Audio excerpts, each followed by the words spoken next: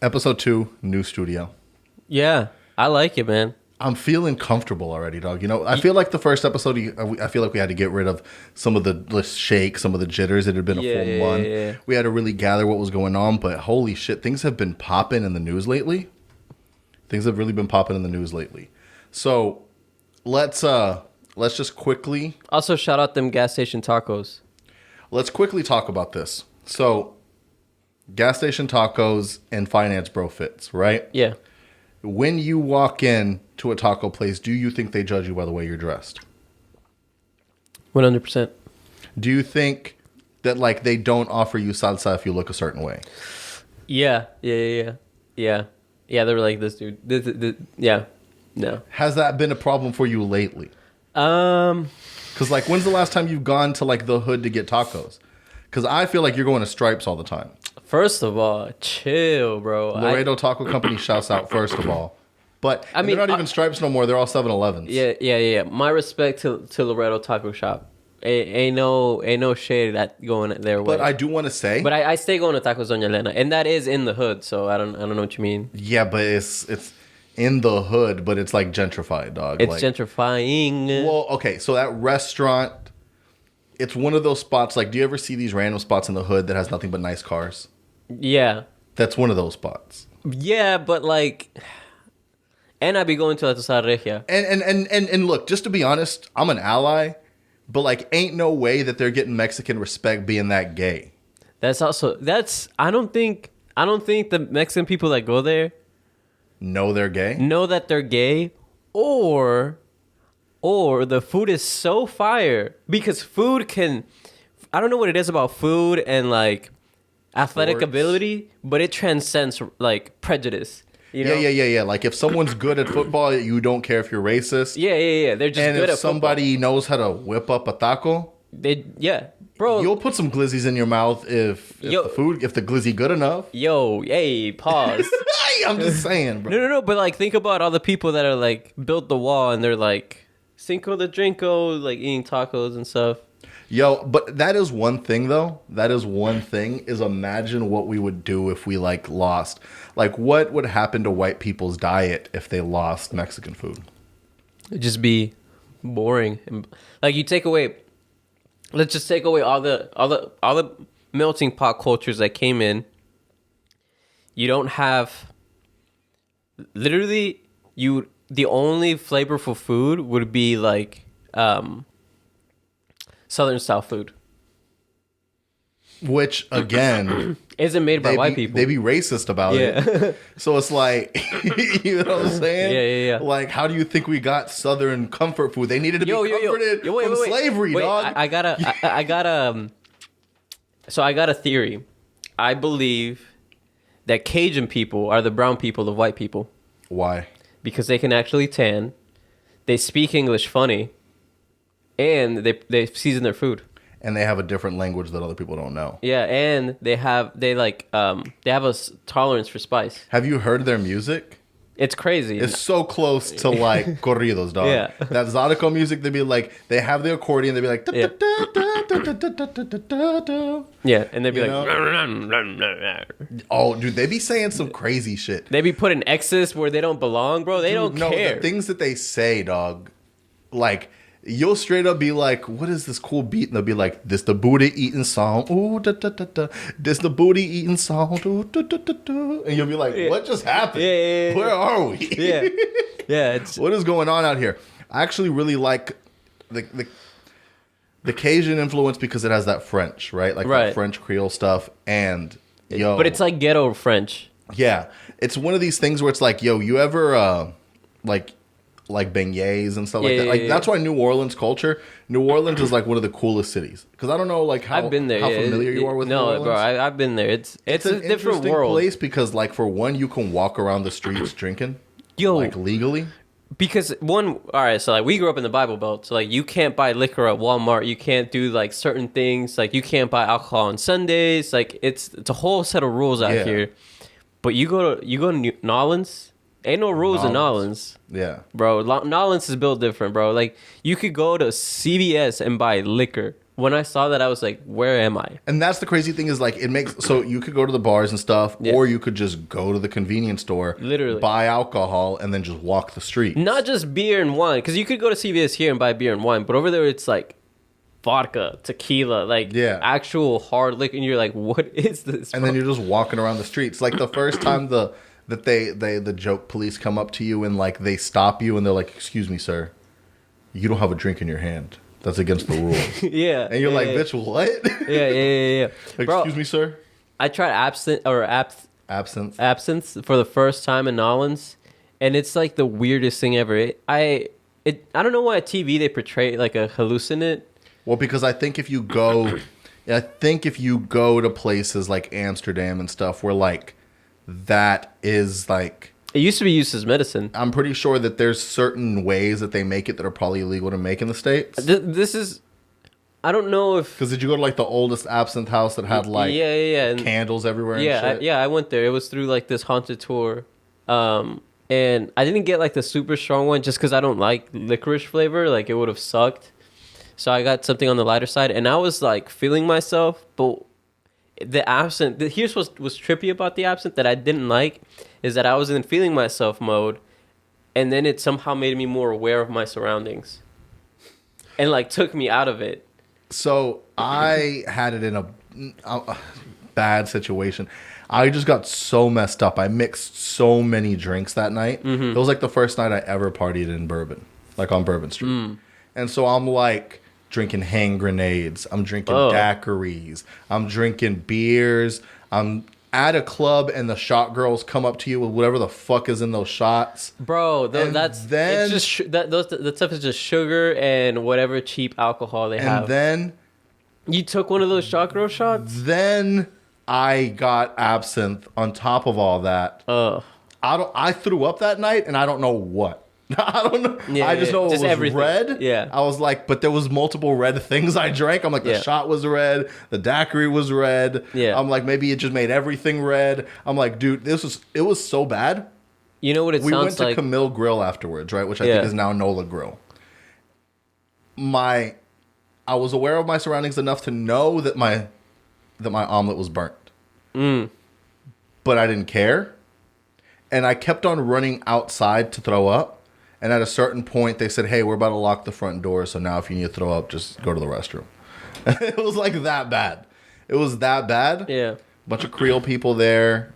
Shouts out. Seasoned eggs, though. I will say that. Yeah. I will say that. But yeah, no, dude. After that, I'm like, you know what? I think I'm cool on this. I don't know. You don't. Yeah. You don't have to go that hard, bro. Like, here's the thing. Like when I went, I was there with friends and like. I was there with my lady, and dude, the shot girls just come up to everybody. Like they would even come up to the girls and try to like push their head like on their because they put like the shot here. I was with my dad, so my dad was kind of like, I get you. He'll be the type to be like, "Yo, you should get a shot." But regardless, I was just like, "No, bro, like leave, stop groping all of us, like go away." Yeah, like I know you're not, cool and stuff, but there's like. No, I went to like a strip club out there, and it was like For the food. Nah, yo, okay. I heard their crawfish is crazy. Can I talk about it? Apparently, that's Detroit. So I was at a strip club here in Houston. Okay. And there was some stripper from Detroit that was trying to get into the Houston scene. Okay. So she was like at the clubs. She was like, basically like, "Hey, I've been visiting here for a few weeks. I'm trying to like permanently move here." So we're talking about like how Detroit is and stuff like that. And she'd be like, "It's cool and all, but it's like people straight up go to the strip clubs for the food.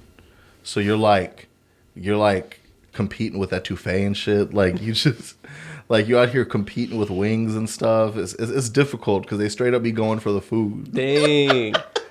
I'm telling you, but food transcends. Even it transcends, like. Yeah, you just be like, "Yo, girl, could you not like you see me with wings? I can't pull my ones out when my hands are winged up like this." Yeah. You know what I mean? Like that's I'm not sanitary, right? To anybody. Let me finish my food. I'm gonna stab you with this fork if you don't move. Yeah. And then we will see how I feel if I want dessert. Hey, yo, you crazy, Am I bro. wildin'? You're wildin'. We just got to start the show. This is out of hand. Let's just start the show. Let's start the show.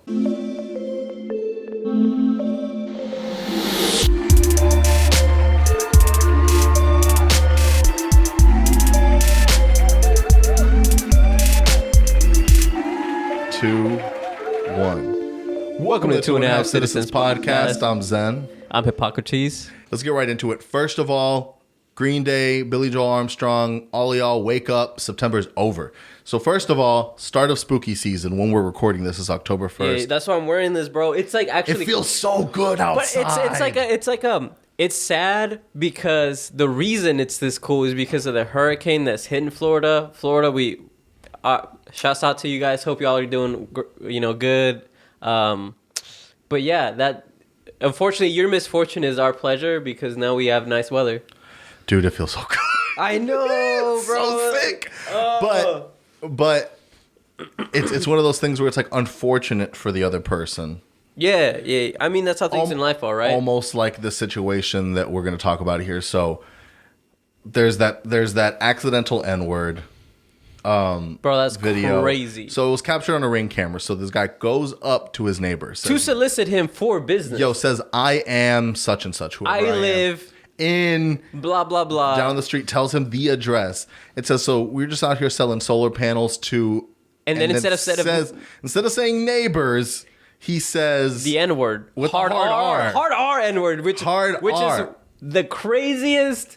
But if you think about it, because neighbors, you weren't saying neighbors, you know what I mean? So it's like, hey, yo. well, what I'm saying is you already planned to say a word with the hard R. I will give him this. It feels more accidental than Papa John's, but he still needs to go to the Papa John's school. Does he need to go to the Papa John's school of getting things out of your vocabulary? That were never in your vocabulary to begin with. But you need to get them out. Yeah. Allegedly. I mean, look, dude, I don't know, man. I don't know if, and who knows? I just cannot imagine accidentally saying that. Like that. Yeah, and then he tried to laugh it off and pat it. He goes, man, dude, I'm so sorry, bro. And then the dude just walked away. Yeah. And, I mean, it's one of those things where would you have preferred, because this is the big question. Oh, to get... Have just gotten beaten up and then not gotten the video exposed? Or gotten the video exposed?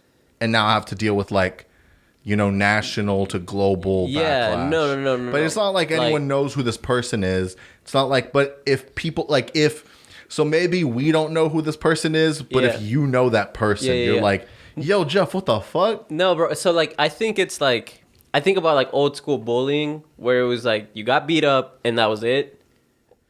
But if someone saw your insecurity, said something funny about it, it cuts so much deeper and can mess you up for years.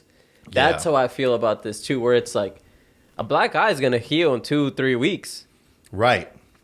But and if someone asks you, imagine people go up to you and be like, "What's up? I mean, neighbor." He's gonna get that forever. Yeah. And or he could. There's two things that can happen here. He's either apologizing and just deals with the backlash, or he's going to be so isolated that only the real, I don't know if he's a real racist, but only the real racists will fuck with him. Yeah. And then he has to lean into it. Right. He's going to have to be super racist for no reason, even if he wasn't racist. Right. So, that's the crazy part about incidents like this is that, you get two choices, right? You either say you're sorry and then the backlash continues for however long it continues, which, I mean, you did it. You have to deal with your repercussions. But here is the constant question. And if anybody, because you know what I mean, sometimes things just get captured on camera. Yeah. And if not cold enough for these. If one of your worst moments gets captured on camera, and that becomes your identifier for the rest of your life, even if that's not who you are. Yeah. What is a redemption arc? What is a proper redemption arc that we can take? Do we have one? Right. What do you think is a fair redemption arc for something like this? Not, I mean, because look, if it's something criminal, I mean, this one's kind of crazy. Because look, here's the thing about it is if you do a crime, you go to jail, you serve your time, and you're done. Yeah. What is serving your time in the court of public opinion? I don't know, because there's still a fallout to deal with, right? You go to jail, you do a crime, you get out. You go to an employer, they're going to ask for your search history, that might come back and still bite you, even though you've served your time. Right, but but you're able to come out and start fresh. Or right? let's say you're to go even crazier on it, let's say you're a pedophile, you served your time, but you still got to register. You know, people get freaked out when you move to the neighborhood. So should we register people as canceled? I thought that's what the internet already did. No. But basically, imagine you move somewhere and you have to let all your neighbors know. Hey, I might say the N word. I one time accidentally said the N word to one of my neighbors. So just trying to sell a solar panel. So just so you're aware, I just have to come and talk to all my neighbors. God damn it! I need to Not stop. again. I need to stop this. Yeah. Do you have to go? Is it like a certain number of hours at the Papa John's like training? Well, okay. So I'm going to divert a little bit because this brings me back to another situation where we wanted to see the redemption arc and now things seem to have taken another turn. Okay. DABABY. Okay. DABABY got canceled, Rolling Loud, for all the gay stuff that he had said. Right. It seemed like they had, talked to him, like the LGBTQ community forgave him. And they were like, hey, this is how AIDS work. Right. And so he went to all the education. Uh-huh. Well, now... Well, monkeypox came out, so it's a whole nother thing now that he's, So... You ain't trying to catch that monkey. He had an album that just dropped. Uh-huh. And did like less than 15K first week. And people are saying he's being blackballed. That is true. Okay, that's interesting that you said that because we were just talking about this last week with Apple Music and... Ebro and like what they do. That's where this is all coming out. Academics is talking a lot about this for that reason. Yeah. And it's one of those things where some people are saying NBA YoungBoy is blackballed and is still putting up crazy numbers. DABABY has just not evolved as an artist and people are bored of his music. Look, I know that the album came out. Yeah. I didn't know the album came out. It's not like I was in the dark. I didn't know the album came out. On the contrary, it was on the Apple Music homepage. Okay. So... I saw it multiple times. Not only did that happen... I didn't see it on Spotify, though. Okay, so maybe that's different. But if they're talking about the Apple Music thing... Yeah. But I saw it on the Apple Music. Other streaming platforms could do it, too. You know, like, it's not just Apple. It's just Apple's the one taking the heat right now for it. Yeah. I saw it on Apple Music's homepage. Not only that, there was a lot of controversy because of a song. Okay. In the song, he says... that he says that he slept with Megan Thee Stallion multiple times, right down to the day before she got shot. Oh, when she was supposedly with Tory Lanez? Right, but it seems like she was with both of these people. Uh-huh. Then she does her Rolling Loud performance or whatever and performs Body. And when she does Body, it seems like every time she performs Body, she does like the speech beforehand. Okay. It's kind of like a intro to the song where she talks about her body and how she loves her body and how everyone should love their body. Yeah. And that she can do whatever she wants with her body, with whoever she wants with her body, because it's her body. And her choice. When that clip comes out right after, DABABY says what he said in his song, it seems to confirm I could be fucking whoever I want, and it doesn't matter to y'all. Which then people go, oh, so she was with DABABY and Tory and all this stuff. How do we even, whatever people want to say, sure, after the fact. But there was basically, in my mind, controversy behind the album, which, in my opinion, would boost sales. If I heard that, you would think that people would want to go listen to the song. I didn't. Yeah. But and I don't know why. I really think it's just because I don't care about a DABABY song. Yeah, man. I think DABABY didn't develop as an artist enough because you got to be careful when you get all that clout super quickly, right? I think DABABY is a good featured artist, like someone like Rick Ross. Like, I'm not gonna listen to a Rick Ross album, but Rose on a feature, can add a little some.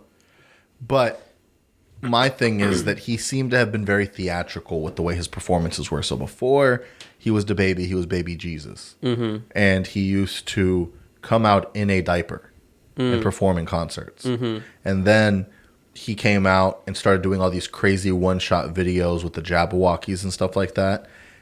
And that's when it seemed like his peak was. Yeah. It seemed like his peak was when that was happening. And to me, that was all theatrical. It almost seemed like once the real DABABY came out, basically every other rapper has to be real, right? Like every other rapper has to be a real street dude, really out here dealing with stuff so that people can feel that they're. But I mean, DaBaby like shot people. And that's what I'm saying is it seems like the more DaBaby's realness comes out, the less people care about his music. So back when he was just dancing with the Jabberwockies, when he was dancing with the Jabberwockies and he was just being a baby in diapers and he was doing all this stuff, it seemed like people wanted to like, because it seemed like he was so, everyone knows he's real, but people want to see him be like more silly. Theatrical. And when he's realer, it's almost like, I don't know if we want this anymore. Because he was real at Rolling Loud and people didn't like that. Every single time that he has a backlash, it doesn't make his streams go up. It just keeps them in the conversation for a little bit. And then like this album comes out and no one cares about it. You know what I mean? And there's still talk about blackballing on the internet. And I'm seeing this album be talked about all the time, but it doesn't seem to be getting any listens. I don't know what hit is on the song. Like I don't know a single. I don't know what single is popping off. Ain't no TikTok song. There's no Suge like there was before. There's not like none of these songs. So I don't know what like his next plan should be because he did that song or Rockstar. There's no Rockstar. Yeah, he did that joint album with NBA Youngboy. Right. And I didn't care about that either. And Vaughn outsold them. So it was like, I don't know. It's an interesting one because this is like that thing where it's like these are the effects of cancellation. Some people act like cancellation isn't real, and that may be true if your fan base is strong enough to carry you through. Right. But if you're an artist who basically doesn't necessarily have a cult fan base and you have to basically be hot at the moment and people have to like you, that's when something like that can affect when you. It's really fickle. Right. You know, like I think about like Tyler the Creator, right? Like he was crazy when we were when we were like coming up in high school, and I mean he was super young at the time. So, but he built a core fan base, and then when all these like other all these like woke kids got into him, and then they realized his old stuff was crazy, but he still had that core where it's not gonna matter. It's not gonna matter. And it's funny that with him people were able to be like, yo, but it was like. Back in the day, everyone was crazy. It's a weird one, though, because he never actually got backlash for that. He got backlash when it was happening. He was getting banned from festivals for inciting riots. He was getting banned from other countries. And now it seems like it's been a whole redemption arc. Like, because he's not come out as gay but not denied being gay, all of the homophobic stuff he said back then, no one cares about because now it could be like he was dealing with his internal demons of like what he felt sexually. And now he can still talk about bitches, and when he does, people are like, damn, maybe he ain't he just leaves everything up for interpretation. And he doesn't really discuss anything about it. He doesn't have to. It's not like it's hidden. It's not like it's a secret. He was also obviously very influenced by Eminem back then, which was that whole saying crazy ass shit. You know what I mean? And so like now he is a part of that system that he was making fun of. Like he was making fun of people about, like I was like gonna Bruno say Mars. Yeah, and he apologized. And now, I mean, look, he's a Grammy Award-winning artist and making pop songs and sad love songs. I was gonna say, speaking of Rolling Loud, did you see Rocky's photo, bro? They did him dirty. Where he's did you hear his explanation? So basically, let's get into that really quickly before we get into. And Tyler's wrong for putting that as his profile pic. Playboy Cardi and A$AP Rocky, I don't know if they were performing together. I don't know if they're two separate concerts at Rolling Loud, but basically they jump into the crowd and there's a still frame photo of Rocky in the pit looking very, very, very concerned, looking very, very uncomfortable, not seeming to be enjoying what's happening at all. And so was it the Vamps? The Vamps got him? I think so. So basically they, that meme starts becoming a thing. Tyler the Creator puts that as his photo on Twitter. Makes a cake on it. Makes a cake along with other cakes that he gives to his friends of like funny pictures of them. And just completely is leaning in on this whole thing. Rocky then responds and says, yo, this shit ain't even funny. Someone was squeezing the life out of my nuts in that pit. And so like just imagine like you're in the pit and some girl's just squeezing your nuts to like oblivion. That's the feeling you would probably have. You know what I mean? Like it's not necessarily the fact that he's being pulled in all directions like some sort of like ancient execution or something like that. But like that on top of that, you know what I mean? So I just think it's really funny because I'm not sure like this idea of craziness in the crowd, once you're in it and you're not liking it, it's kind of like At what point can you tell people stop, put me back on stage? Yeah, because then they're gonna be away. like, oh, so you're cool when we do this, but you ain't down with us, like right? Like, oh, so us as your fans can get hurt and pull in all directions and be going crazy in the pit, and the second that you want to come up with us, it's like, oh no, I'm too good for this shit. Yeah. I'm also curious on what the trajectory of A$AP Rocky is going to be. I'm curious of a lot of stuff because I feel like album's going to be coming out soon, but he's also still dealing with that case of shooting his friend or acquaintance or whatever, and that's been more confirmed that person said yes, it was A$AP Rocky that shot me. So he's gonna have to be dealing with all that stuff. He said that wasn't alleged. He said that it's alleged if A$AP Rocky did it, but it's one of those things where it's like,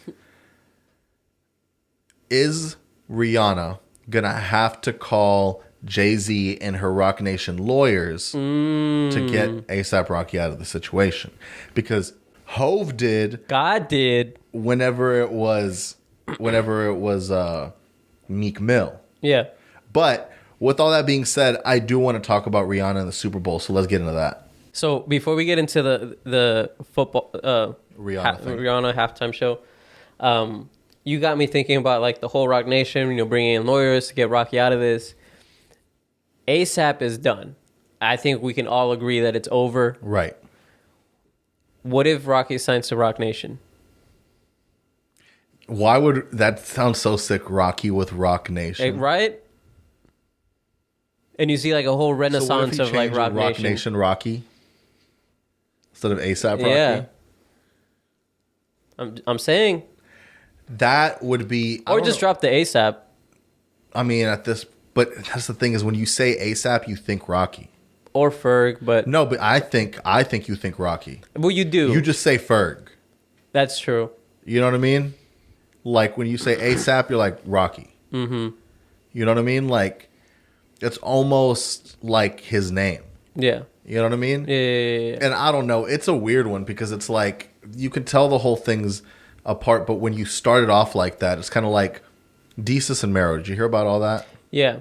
So I never paid attention to them that much, but they were funny. But it seems like they were a really cool New York duo who were like very about their community and did their own show and eventually got picked up by Showtime. Shouts out the Bodega Hive. And had a whole show, and now they're done. And it seems like they're all right, but it seems like something happened.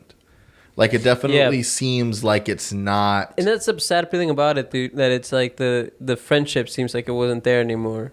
Towards the end, you think? Yeah. And what do you think causes something like that? Probably ego, probably the fact that you can't do anything on your own without someone being like, where's MERO? Or like, where's DESUS? Do you think it's also like business can probably get in the way? Oh, 100%. Like you have to start once there's real point. Once they started making real money, I'm sure of it. Like I'm sure there's like that someone's telling one of them, hey, you can just have your own show and you can get this percentage as opposed to having to cut it in half and deal with all of this stuff. And we think you're the star of the show, and then they're telling him, we think you're the star of the show, and Showtime started watering down a lot of things too, because when they were on Complex, when they were on Viceland, it was different. Like it was more of like, I think about like what we do. It was like they would get topics, and what made it interesting was their own banter, their own jokes that they had to go with what they were seeing, what they were reacting to. Right now it seems like they have to worry about advertisers. They have to worry about like getting their contract re-up. They got to worry about like whose contract's going to be worth more than whose contract. Right, and they have to be like interviewing celebrities. It's on Showtime, so you can't be as like crazy. You can't be wilding out. And I feel like nighttime television is just so different. Which they were a breath of fresh air, but then started turning into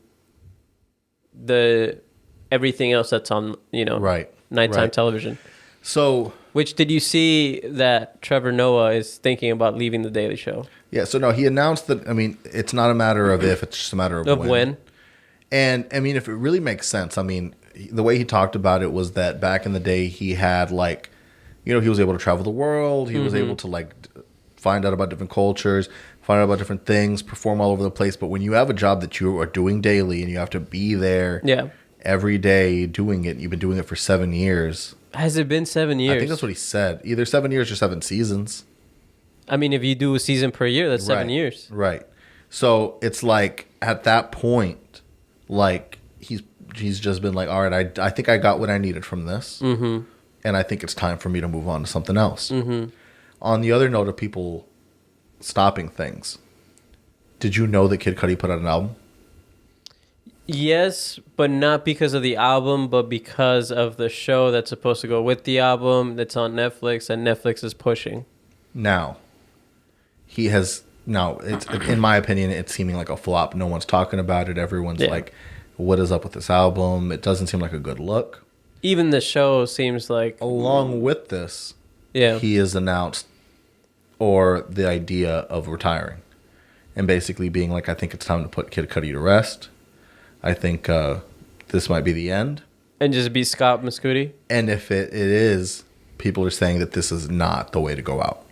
Like this album in this light with this sort of floppingness basically is not the way for someone like Kid Cudi to go out. I think about Kid Cudi's like trajectory, and it's one of the weirdest things where it's like they were like a Kanye in a sense, where it was like a breath of fresh air when they came out, changed a lot of people's lives, changed a lot of the music, and then dude, he went from working at the vape store to like helping being Kanye's muse essentially, and then to be able to for it to just like fall off like that, to that degree is so kind of it's such an odd thing. You know what I mean? What do we see from that? Do we think that it was one of those era things where it's like I think about Chance the Rapper, right? Yeah. Where like at a time that energy, that style was popping, and they were a breath of fresh air because no one had done it before. And then after they keep on going and trying to evolve or don't evolve, it's just the time has passed. Yeah, and if they're not evolving to make something that this generation is going to consider a breath of fresh air or is going to enjoy, then that's pretty much a wrap. Yeah, because Chance can't go back and do Coloring Book 2 because I could just listen to Coloring Book 1. I don't need another like gospel influence type album. And I definitely don't need The Bigger Day. Yeah, definitely don't do that again. Same thing with like even the style of like rapping from like Cocoa Butter Kiss. Like you can't go back to that. So... Because when I think about someone like J. Cole, he's still popping more and more and more and more to a sense where like he was doing the super conscious rap that everyone was like, this is a breath of fresh air. He's talking about losing his virginity. Some people are saying it's corny, but a lot of people are feeling like they relate. And now he's kind of flexing. Yeah. And now he's doing stuff like, I'm going to go play basketball for another country just so I can like... Just to say I did it. Just to get my dream of like playing professional basketball out the way. Yeah. And then I'm going to go back and record an album. And then I'm going to put it out and put out these features and talk to these young kids and, you know, do all this stuff that where like he continues to be a great, you know what I mean? Even with Kendrick is an interesting one because like the top three, right, are like Cole, Kendrick, and Drake, right? When you look at this trajectory... Are you talking about lyrically? No, when you're talking about biggest artists in hip hop.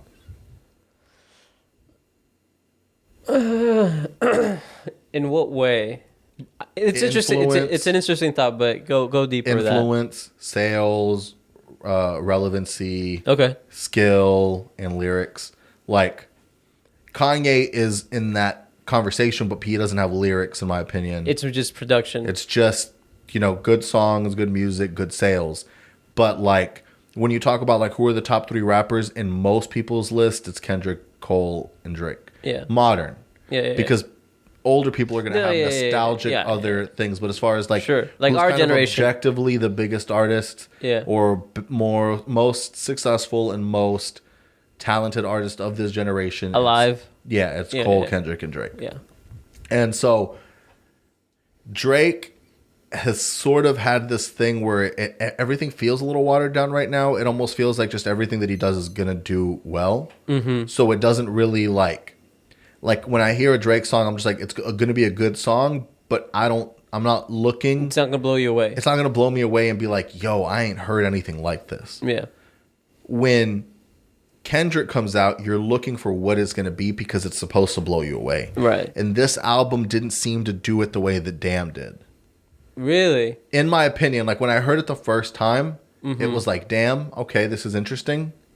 Because there's things like We Cry Together that just completely like... Bro, that song, I couldn't finish listening to it. It gave me anxiety. It put me in a place of like... But so it's one of those things where you feel that way, but because of that, you're not going to listen to it again. Right. Because so it's not a fun feeling. You don't really have replay value with it. Right. Like it's super artistic, super like insane that he pulled it off, but at the same time, it's not going to help. It's not the type of song that you're like, yo. Like with Damn, how long were we listening to that Rihanna and Kendrick song?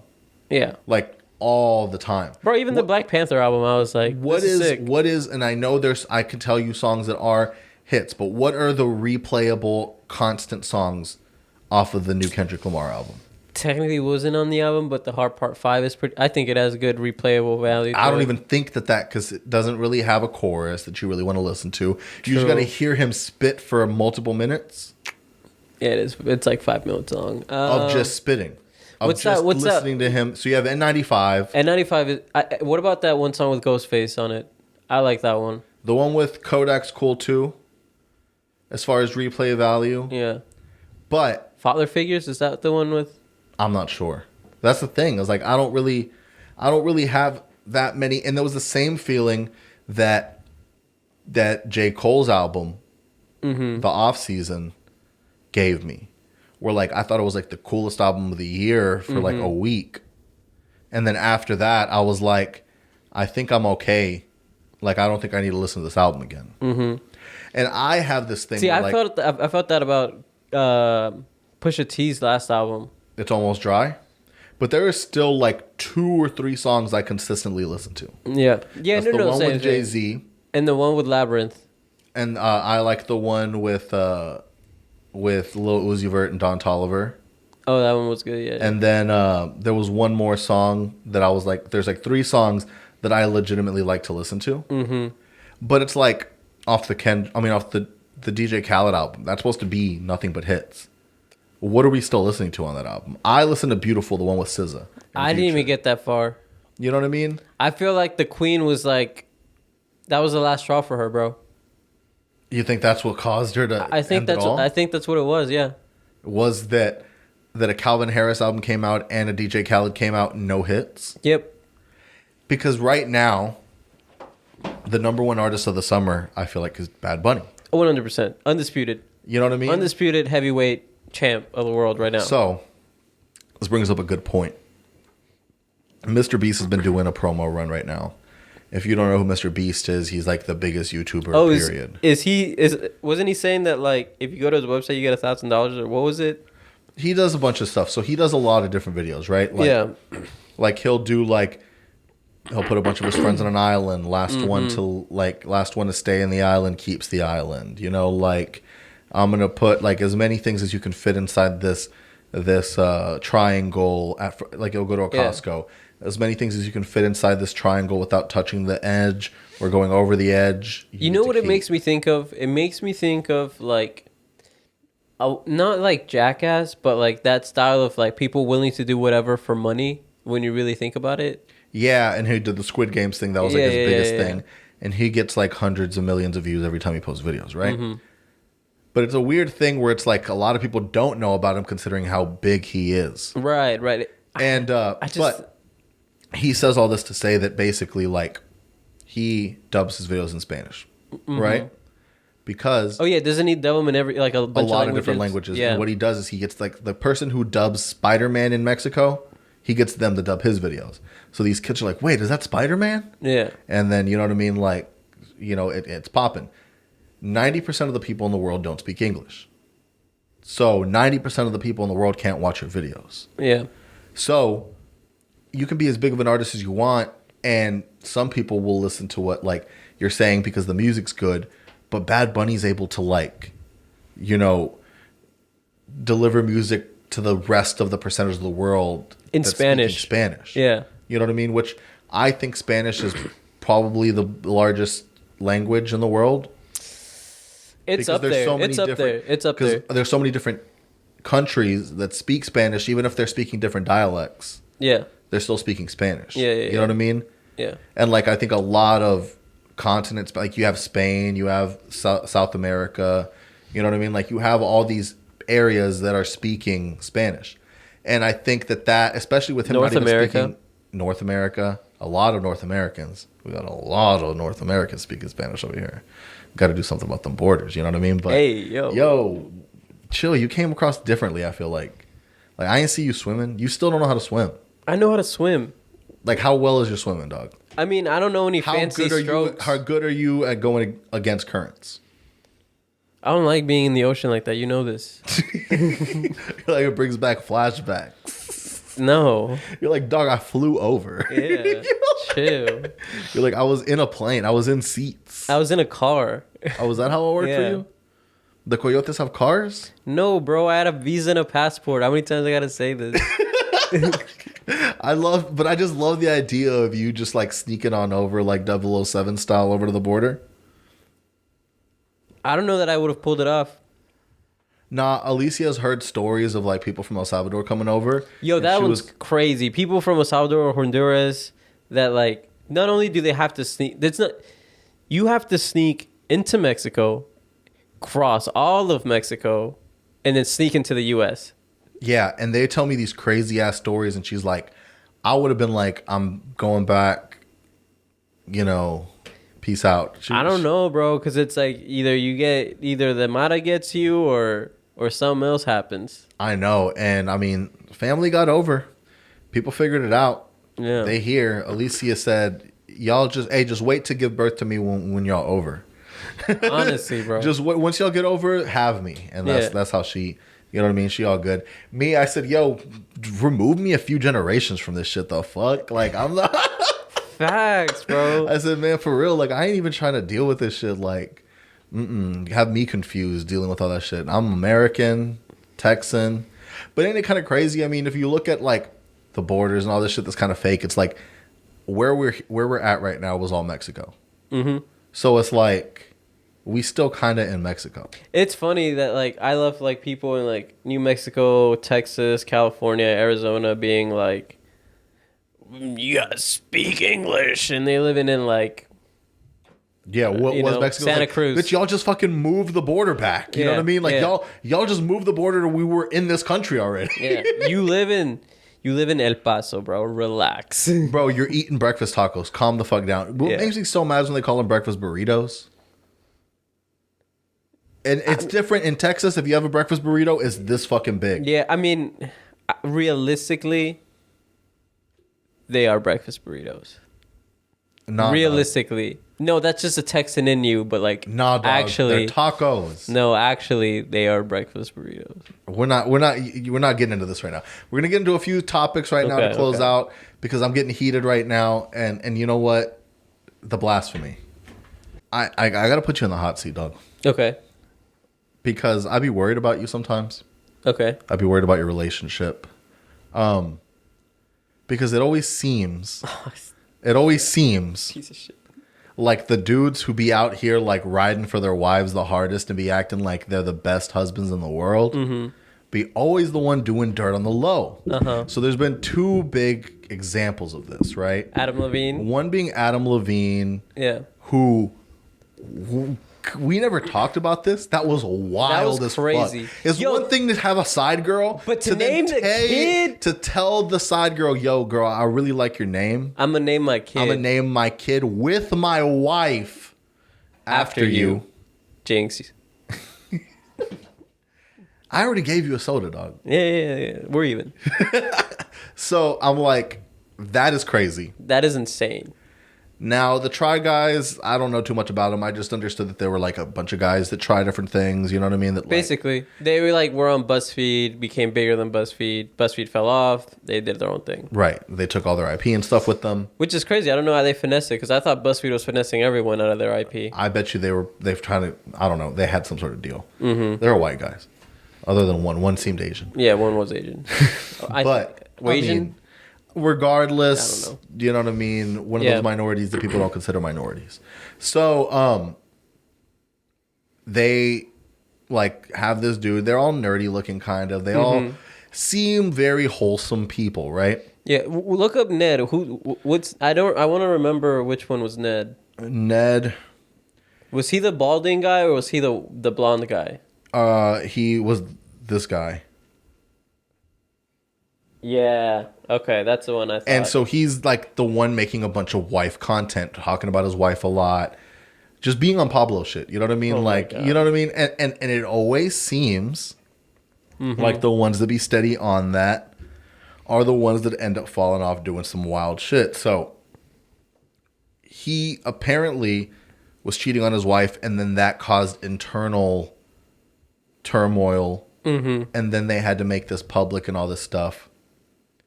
And it is kind of weird because I don't understand.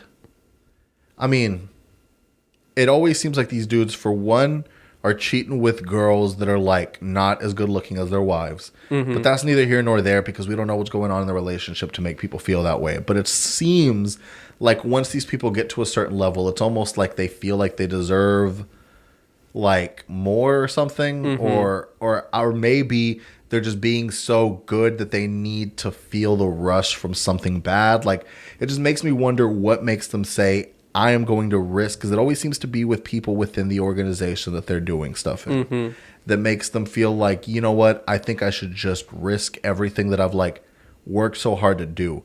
So to be able to finesse that contract, get your IP, on top of already making it, being big enough to where like people actually want to see you and you being able to carry on things on your own, and having this image of being so wholesome, why risk all that and throw all that away for something like so dumb? You know what I mean? Yeah. And another thing is, with polygamy becoming such a big thing nowadays, is there a possibility that a lot of these guys have secret kind of deals with their wives, but conditionally being like, don't fucking make me look stupid. Don't be stupid and get yourself caught up because we're not trying to look reckless. It's crazy, dude. I mean, like, even that, like, Hillsong pastor, you know, like, it goes back to, you know, just because that's like a similar situation, right? Right. Where it's like you pretty much, like you said, on some stupid crap, you lost it all because you were out there wilding. And and that's the kind of the base level of like the human man mind or whatever, where it's like, no matter, you have the discipline and the will to get this success and to do what you do and to like defeat all odds, but then like the simplest of things, which is like another girl, you know what I mean? Like, that's one of those things where it's like everyone knows that that's a thing, right? Like, everyone knows if you're popular, if you have clout, if you have money, if you have, doesn't necessarily have to mean you look a certain way. If you have X, Y, and Z, they are women that are going to want to be with you. Right. I remember that the crazy Charlamagne Breakfast Club interview when they did Post Malone for the first time, and Charlamagne goes, "Is that your girl?" And he goes, yeah, this is my girl. He's like, how long y'all been together? And he like talks about it. And then Charlamagne, wow, he crazy. He just goes, you know he's gonna leave you, right? Damn. You've never seen that video? I always heard about it, but I never watched that breakfast. And sure enough, he did. Probably. No, he has not been with that same girl. Oh, okay, then yeah. Because when it was his first Breakfast Club interview, he was with a girl and he had a girlfriend and he was like posting her all the time, and then that didn't happen. It happens to every single person in that. Remember Lil Uzi Vert, when he first came into the scene, he was wearing in his XXL freestyle, was wearing a Meowth Pokemon spray painted denim jacket that said Britney across the back, because he was with that Britney girl. And every single thing he would post about with Britney, he would make a bunch of videos with Britney. He would like talk about her in songs. Is that the one that like he got in that in the restaurant and like? I don't know about that. I don't think so. No, you're the one that told me about it. He like got in a situation at a restaurant. That was with another girl though. I think that was with more of like a famous. It might have been. It might have been Britney being with like, I think so. It might have been Britney being with another artist in a restaurant, and he came in wild, did a whole scene.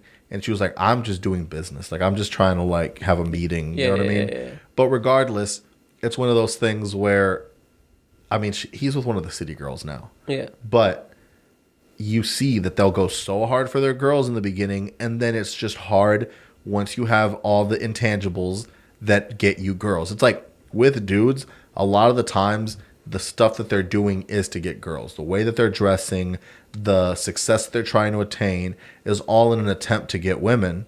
And then once you get that, and it's like it's kind of like, you know, when they say when you need credit, no one wants to give you credit. Mm-hmm. And then once you don't need credit anymore, everyone wants to give you credit. It's basically that with girls. Mm-hmm. So it's like, nope. It's like back then hoes didn't want me. Now I'm hot. They all on me. Mm-hmm. It's that feeling. And you have to know that off rip, that is what is going to happen. So at that point, you should know this is what happens when this happens. Mm-hmm. So how do I not, after I've already gotten all the intangibles, it's all to get these girls. Yeah. And now I have it, and you're going to lose all that? Well, it just seems which then in turn loses the girls. It just seems like these guys never got their egos in check. You know? They never put their ego in check.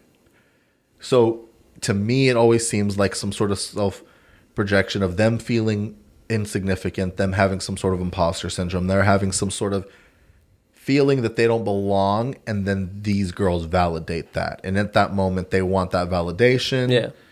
And the sad thing is that they never like went to their wife about it.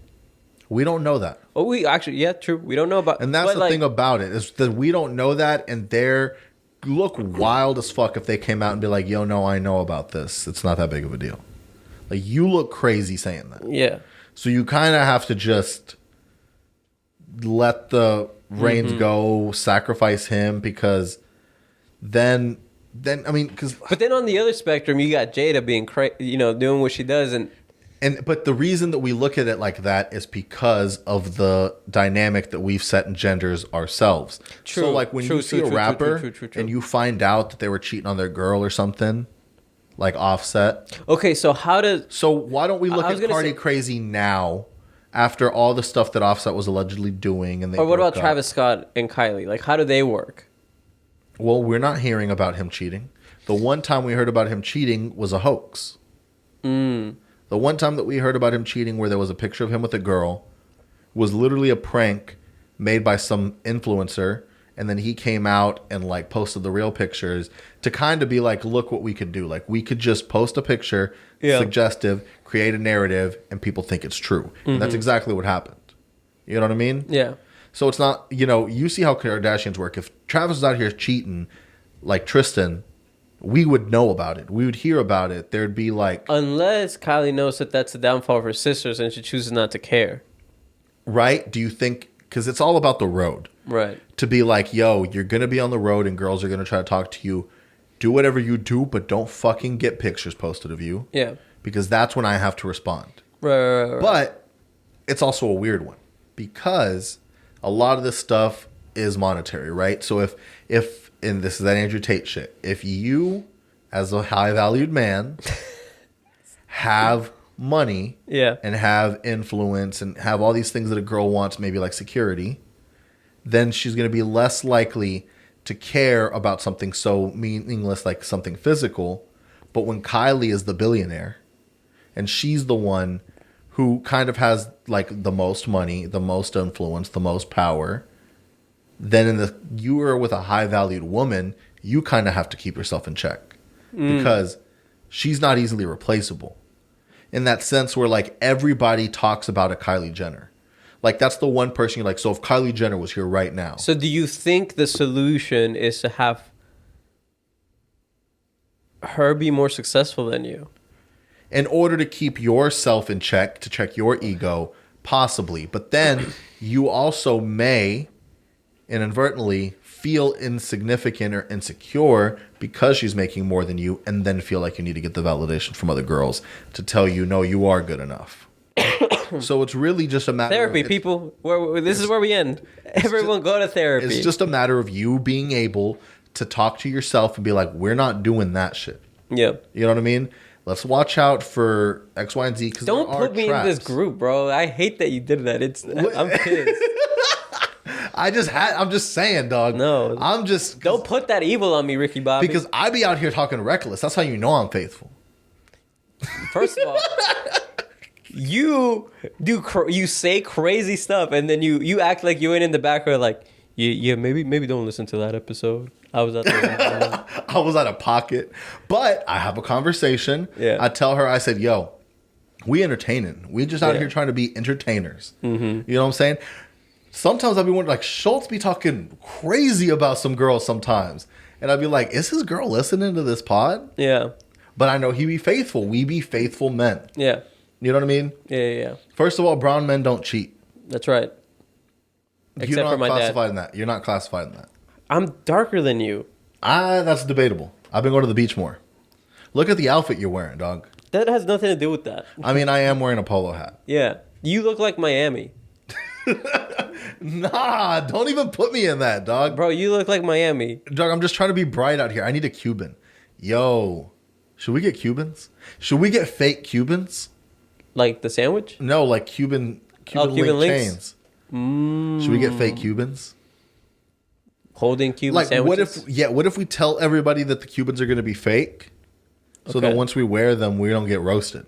Oh, right. Because we've admitted that we've told everybody they're fake, but when we go out, we don't tell people that they fake. Yeah. And then if we get called on it, it'd be like, bro, did you not listen to the podcast? Like, we told everyone these were fake. Yeah, we were just having fun. Yeah, and then they'll be like, oh, okay. And then we tell them listen to the podcast. Yeah, then you're in on the joke. And then you're just networking. Yeah.